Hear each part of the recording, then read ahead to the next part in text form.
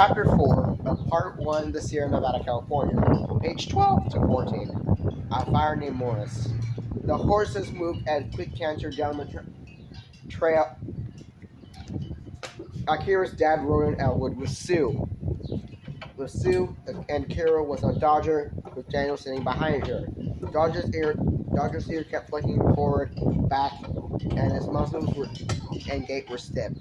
Was he picking up on Akira's fear? Was he picking up on Akira's fear and the urgency of their run through the woods, or was he sensing something more? How close was the fire behind them? Akira pulled out her phone and tapped the screen. "What's that?" Daniel asked, looking over her shoulder. "Fire tracker app," Akira told him. "Shows you where fires are in real time." A map of the area located, and seconds later, Akira watched as a big red blob appeared, covering everything behind them. She zoomed out, but the red blob kept going, and going. Akira sucked in her breath. "That's impossible," she whispered. "How bad is it?" Akira said, glancing back at her. "Bad," Akira said. It had been less than an hour since she'd seen that trickle of smoke.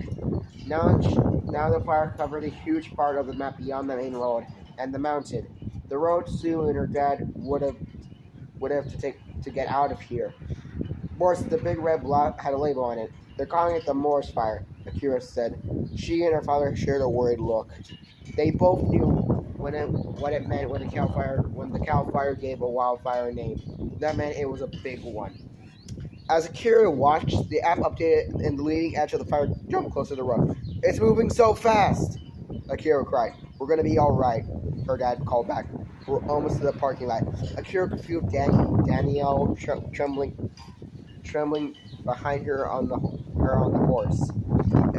Akira was frightened too, more frightened than she'd ever been in her whole life. She'd seen fires like this on the news, breathing in their smoke from miles away, but she'd never been this close to one. When wildfires got big, when the wind whipped them up and they grew really quickly out of control, that's when they were really dangerous.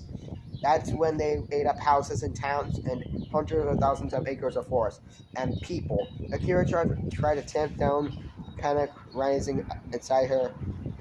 "Oh, come on. Was that smoke she was smelling in the air? Was that smoke she was smelling in the air? Or was it her imagination? And was it getting darker, or was that just a cloud passing by above the trees? We should have called somebody when we first saw the smoke," Akira thought. "We should have tried to do something about it."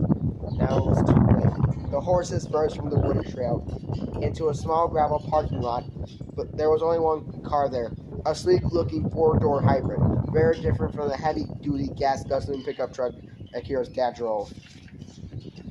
The final page of the chapter, page 14. "That's our car!" Sue cried. Akira pulled Dodger to a stop. Sue's dad slid off the horse and went to help Sue dismount from Elwood. Dodger whinnied and danced around nervously on Akira, and she put a hand on his shoulder. What is it, boy? What's wrong?" Akira checked the fire tracker app and blinked. The blue dot that marked her location was showing her inside the fire. "What?" Akira. "What? What?" Akira. "What?" Akira cried as she looked up. She saw the first tongues of orange flame licking the trees along the road. The fire was here. Chapter 5, the next chapter for Part 1, is Burning Questions, page 15 to 17. The chapter in mine was pages 12 to 14, and I'll either publish it on Friday, tomorrow, or on Sunday afternoon, 2 days later, because I can't really publish on Saturday unless I take the book with me. I'm going to be out of region on Saturday, so my upload schedule might be gone for a moment, but not completely disabled and temporarily oofed because of school. So yeah, in the summer I have a lot more opportunities to upload book readings, because my first book reading was, I don't know when, like 7 days ago. I don't know, like a week plus more ago. Sorry for the constant noises in the background.